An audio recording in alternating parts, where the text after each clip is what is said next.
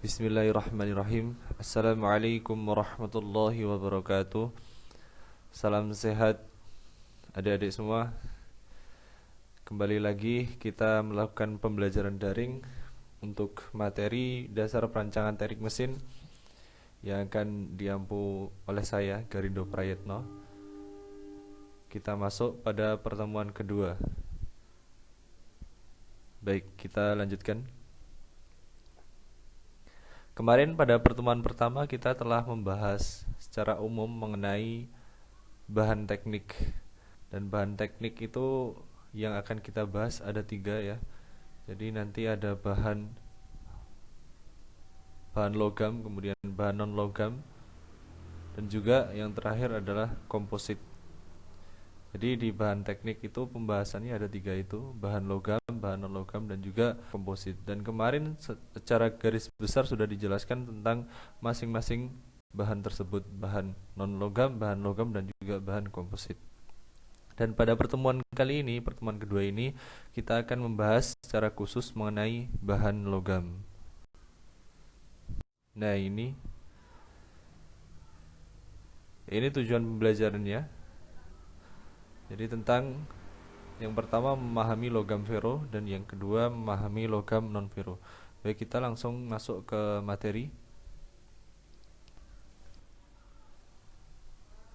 Logam fero, pada pertemuan sebelumnya sudah dijelaskan ya bahwa logam fero itu adalah logam yang mengandung unsur Fe atau besi ya, di mana unsur besi tersebut sebagai bahan utamanya. Jadi kandungannya itu besar gitu ya.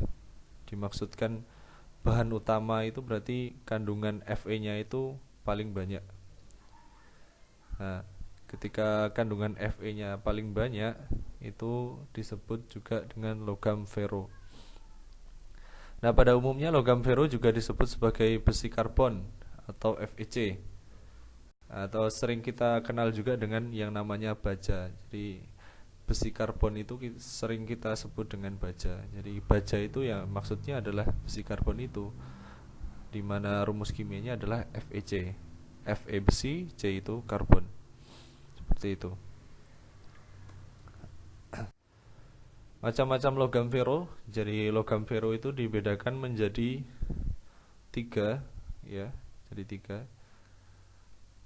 Yang pertama adalah baja karbon, kemudian baja paduan, dan juga baja cor atau baja tuang. Sebenarnya semua ini juga FeC semua. Jadi terdapat kandungan besi dan juga kandungan karbon. Cuman ada di kelompok-kelompokkan secara khusus seperti itu. Jadi yang pertama adalah baja karbon yang merupakan jenis logam fero yang paling umum, di mana baja ini tersusun oleh sebagian besar unsur Fe yang dicampur dengan karbon. Itu baja karbon. Kemudian baja paduan merupakan baja yang dicampur dengan 1 atau lebih. Jadi bisa nggak cuma 1 ya paduannya, bisa lebih dari 1 unsur logam maupun non logam. Jadi campurannya bukan tidak harus selalu unsur logam, tapi non logam pun bisa untuk menjadi paduan dari baja logam. Tujuannya untuk apa? Untuk memperbaiki karakteristiknya. Kemudian yang ketiga adalah baja cor atau baja tuang, di mana baja ini merupakan baja dengan kadar karbonnya itu di atas 1,7 atau 1,7 sampai 3,8%. Seperti itu. Nah, apa sih pengaruhnya kadar karbon ini pada baja? Pengaruhnya adalah pada kekerasannya, terutama pada kekerasannya. Semakin tinggi kadar karbon itu biasanya baja tersebut akan menjadi semakin keras. Akan tetapi sifat keras itu juga akan menimbulkan sifat yang merugikan. Yang merugikan adalah sifat getasnya. Jadi kalau baja dengan kadar karbon tinggi itu cenderung memiliki sifat yang keras namun getas. Getas itu berarti tidak tahan dengan beban kecut, atau dapat dikatakan ketangguhannya itu kecil, ketangguhannya itu rendah. Jadi ketika diberi beban kecut langsung pecah, seperti itu. Jadi tidak ada masa-masa penyok dulu itu tidak ada. Jadi ketika diberikan beban secara kejut itu langsung makpiar gitu, pecah seperti kaca seperti itu. Nah, berbeda dengan kadar karbon dari baja yang kadar karbonnya rendah gitu. Nah, kalau baja yang seperti itu ketika diberikan beban kejut itu akan mengalami deformasi terlebih dahulu, akan mengalami deformasi plastis. Deformasi plastis itu perubahan bentuk yang tidak kembali ke bentuk awal, kembali ke bentuk semula itu. Jadi ada penyoknya dulu, penyok baru mungkin patah seperti itu. Nah, kalau atau istilah lainnya adalah ulet gitu, ulet. Istilah lainnya adalah ulet. Tapi kalau baja yang kadar karbonnya tinggi itu akan semakin rapuh. Nah, makanya ini di sini baja itu paling tinggi ya kadar karbonnya 3,8. Kalau lebih dari itu sudah sangat rapuh ya, jarang digunakan, sudah sangat rapuh. Kalau di diagram fasa nanti kita akan temui diagram fasa itu di bab keempat kalau tidak salah atau bab ketiga. Itu di sana maksimalnya itu cuma sampai 6,7%. Jadi kalau udah melebihi 6,7% itu udah nggak menjadi pembahasan dalam diagram fasa FEC atau baja. Seperti itu. Itu nanti, ini cuma gambaran saja. Baik, kita lanjutkan. Baja karbon. Yang pertama baja karbon. Nah, baja karbon sendiri juga dibedakan menjadi 3, yaitu baja karbon rendah, baja karbon sedang, baja karbon tinggi. Nah, baja karbon rendah itu merupakan baja dengan kadar karbon maksimal 0,3%. Jadi paling besar adalah kandungannya 0,3%. Baja ini memiliki sifat atau karakteristik yang lunak, ulet, dan mudah ditempa. Baja ini biasa digunakan untuk kawat, mur, baut, baja profil, konstruksi jembatan, konstruksi bangunan, dan lain-lain. Nah, ini seperti yang tadi saya katakan, bahwa semakin rendah maka sifatnya juga akan semakin ulet gitu ya. Lebih elastis, lebih ulet, lebih lunak, biasanya seperti itu. Kemudian baja karbon sedang merupakan baja karbon dengan kadar karbon antara 0,3 sampai 0,7%. Nah, baja ini memiliki sifat teknologi. Jadi salah satu sifat keteknikan, sifat apa namanya? Sifat material itu adalah ada sifat yang namanya sifat teknologi. Nah, di sini sifat teknologi yaitu sifatnya mampu dikerjakan mesin dengan baik. Jadi baja karbon sedang itu memiliki karakteristik mampu dikerjakan mesin dengan baik. Nah, ini umumnya digunakan untuk rel kereta api, poros, roda gigi. Poros roda gigi itu ini, poros, dan roda giginya ini. Dan suku cadang berkekuatan tinggi atau dengan kekerasan sedang sampai tinggi. Seperti itu. Kemudian baja karbon tinggi merupakan baja karbon dengan kadar karbon 0,7 sampai 1,7%. Baja ini memiliki tingkat kekuatan dan kekerasan lebih tinggi dari baja karbon rendah dan karbon tinggi. Namun biasanya memiliki ketangguhan. Ketangguhan itu tadi ketahanan terhadap beban kejut. Ketangguhan yang lebih buruk dari karbon sedang. Karena umumnya ketika semakin tinggi kadar karbonnya itu ya benar sifat atau karakter materialnya itu menjadi lebih keras. Namun juga akan cenderung menjadi lebih getas gitu. Getas itu rapuh ya. Jadi ketangguhannya itu menjadi lebih rendah. Baja ini umum digunakan untuk alat potong seperti pisau, pahat bubut, pahat fris, tap, pegas, gergaji, dan peralatan yang tahan gesek. Nah, karena sifatnya yang keras itu, biasanya bahan-bahan ini dipakai untuk alat potong seperti ini, alat potong. Alat potong itu kan harus tahan terhadap aus, tahan terhadap gesekan ya. Ya harus lebih keras dari material yang dipotong. Makanya baja karbon tinggi ini biasanya sering digunakan untuk alat potong karena sifatnya yang keras itu. Baik, kita lanjutkan. Kita lanjut ke baja paduan. Baja paduan ini juga dibedakan menjadi dua ya. Ada baja paduan rendah dan juga baja paduan tinggi. Nah, baja paduan tadi sudah dijelaskan di awal bahwa baja paduan adalah baja yang dipadukan dengan unsur lain selain unsur C ya. Jadi ada unsur paduannya selain unsur C, kemudian Fe. Nah, tadi paduannya bisa lebih dari satu unsur. Jadi tidak harus satu, bisa lebih dari satu unsur, dan unsurnya itu tidak harus logam tapi juga bisa non logam. Bahkan C ini, unsur C ini juga bukan unsur logam ya. C ini bukan unsur logam.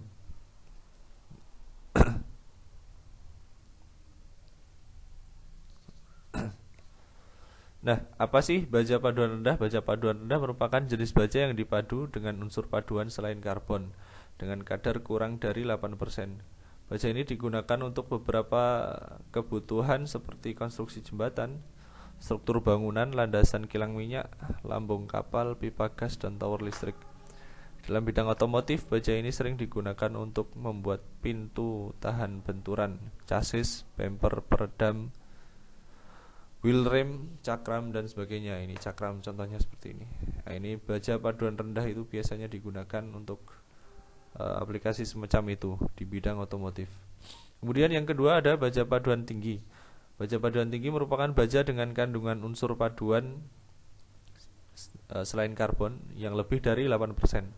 Jadi kalau kurang dari 8% dikatakan baja paduan rendah, kalau lebih tinggi dari 8% dikatakan baja paduan tinggi. Nah, material yang tergolong dalam baja paduan tinggi adalah stainless steel, baja tahan panas, baja tahan aus, dan baja berkekuatan sangat tinggi. Stainless steel ini baja yang tahan karat ya. Nah, contoh stainless steel itu ini mengkilap. Nah, paduannya itu adalah baja Fe, C, dan juga ada kromnya. Yang dominan itu krom. Di antara paduan yang lainnya itu yang dominan adalah krom.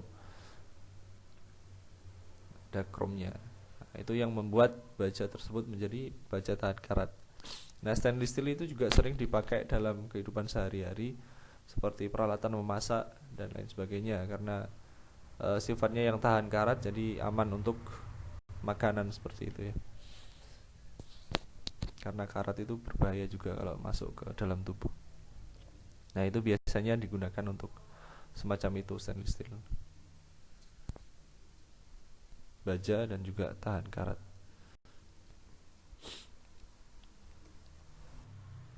Selanjutnya besi tuang atau besi cor. Dibagi menjadi 4. Yang pertama besi tuang kelabu. Intinya besi besi tuang atau besi cor ini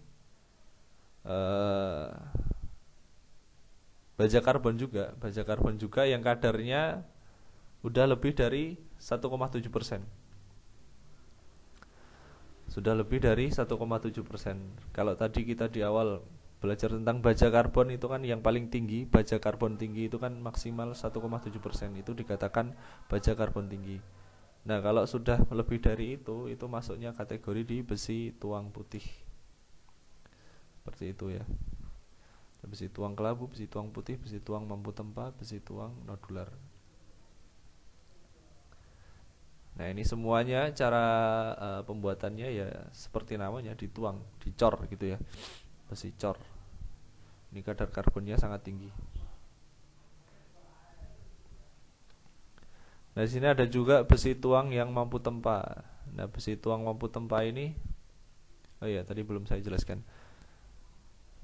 Besi tuang kelabu itu kandungannya 24% sampai 38% karbon. Umum digunakan untuk silinder plat coupling, gearbox, bodi mesin, dan juga perkakas. Kemudian besi tuang putih kandungan karbonnya lebih dari 1,7, di mana bidang patahannya berwarna putih karena mengandung sejumlah besar sementit. Nah, sementit ini adalah struktur mikro. Kalau dilihat pada struktur mikro itu, sementit itu bentuknya ya gimana ya, ya kayak titik-titik gitu, agak susah menggambarkannya. Nanti kita akan pelajari di bab berikutnya mungkin tentang struktur mikro pada baja ya. Struktur mikrologam itu nanti ada di perlakuan panas, itu nanti ada di perlakuan panas logam itu sementit. Nah, sementit ini warnanya putih ya. Besi tuang putih ini memiliki kekerasan dan ketahanan aus yang tinggi, tetapi mampu mesin dan kekuatan tariknya rendah. Bisa diproses menjadi besi tuang mampu tempa. Nah, bisa diproses. Nah, kemudian besi tuang mampu tempa. Besi tuang mampu tempa ini merupakan besi tuang putih yang diberi perlakuan panas, sehingga sifatnya berubah menjadi mirip seperti baja ringan. Mampu tempa dan mampu mesin baik, ketahan terhadap beban kejut atau ketangguhannya itu baik, dan banyak digunakan pada industri kereta, otomotif, sambungan pipa, dan lain sebagainya. Kemudian yang terakhir adalah besi tuang nodular. Nah, besi ini memiliki bentuk grafit yang bulat, sehingga konsentrasi regangannya menjadi lebih kecil. Besi ini memiliki kekuatan, keuletan, dan ketangguhan yang lebih baik dari besi tuang kelabu.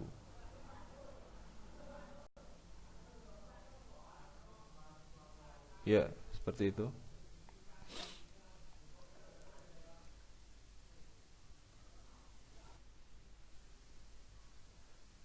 Sekarang kita masuk ke bahan logam non ferro. Bahan logam non ferro. Bahan logam non ferro ini dapat dikenali dari sifat yang tahan terhadap korosi, mampu mengantarkan listrik dengan baik, dan perubahan bentuknya.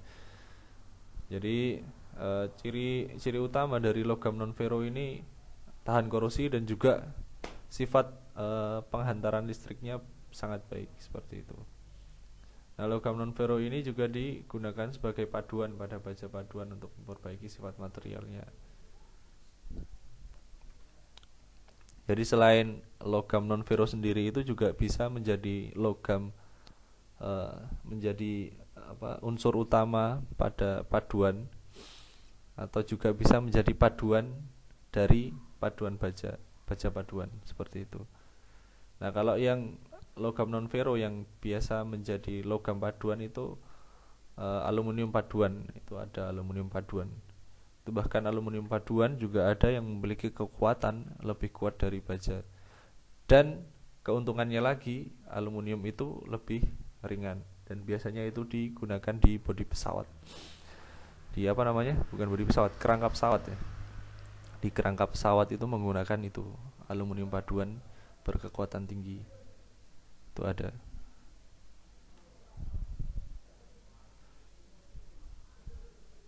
Nah, logam non ferro ini dibedakan menjadi dua jenis berdasarkan massa jenisnya. Jadi ada logam non ferro, logam berat, dan juga logam ringan. Logam berat itu yang lebih dari 5 massa jenisnya lebih dari 5 kg per desimeter kubik, dan yang logam ringan itu massa jenisnya kurang dari 5 kg tersebut, 5 kg per desimeter kubik. Seperti itu.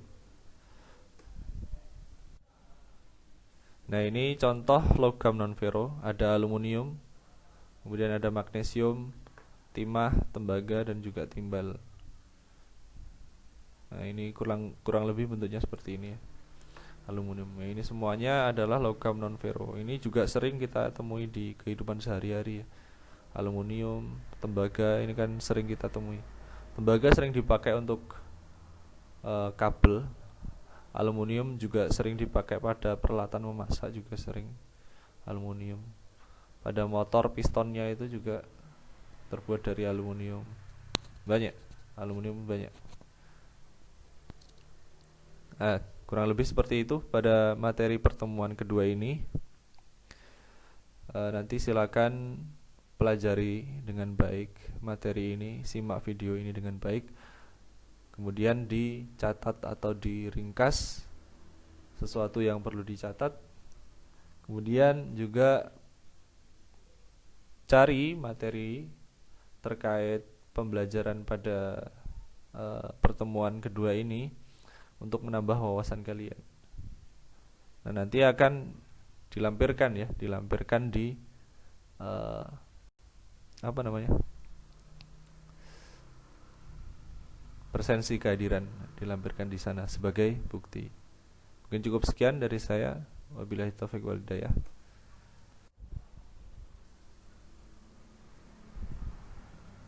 Terima kasih. Wassalamualaikum warahmatullahi wabarakatuh.